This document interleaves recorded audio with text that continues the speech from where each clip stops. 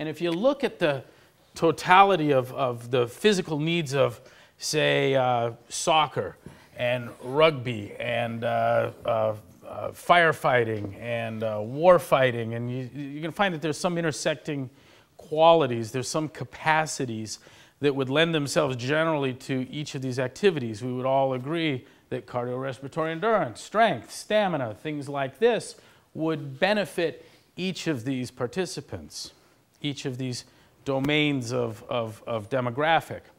And so what we did was develop 4 models that have guided, supported, been tests for us to see that this fitness was broad, general, inclusive, that indeed we were a fitness concept where the specialty was not specializing, a fitness that would prepare you for all and any eventualities. And part of the message here, you'll learn one of the things that I think is pretty obvious, that this is in many respects a compromise. A compromise. You come to me with tales of a 900-pound back squat, and I know already some very, very serious limitations to your fitness. You come to me with a 415 mile, I am suspicious of your total capacities. But if you tell me that you got a 650 back squat and with a twinkle in your eye hear about a 450 mile, now I know we got a monster. Now I know we got a monster.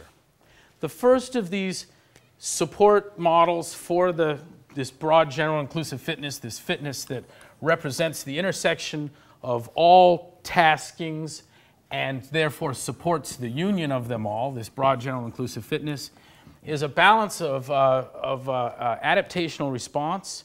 And what I'm going to do here is give you a list of the 10 general physical skills that was first postulated by Jim Colley and Bruce Evans of Dynamax.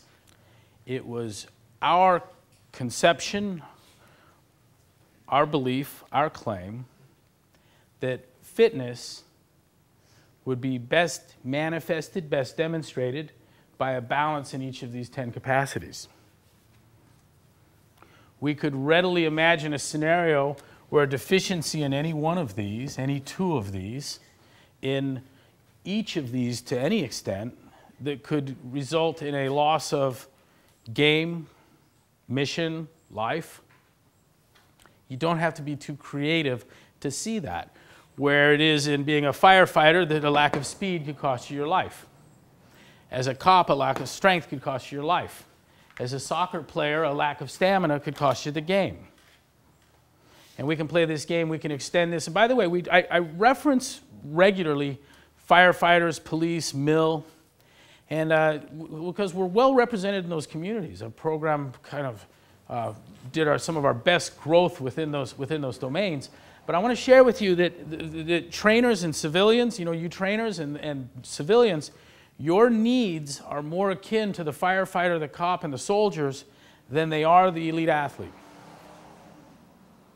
The reason being, you don't know what game day will look like.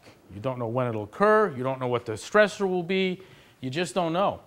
Now, in a lot of communities, and in subsets of our elite mill, LEO, firefighting communities, that has been mistakenly seen as a lessening of the requirements of what you might find in an athletic reality. But in fact, it doesn't do that at all. It just increases it.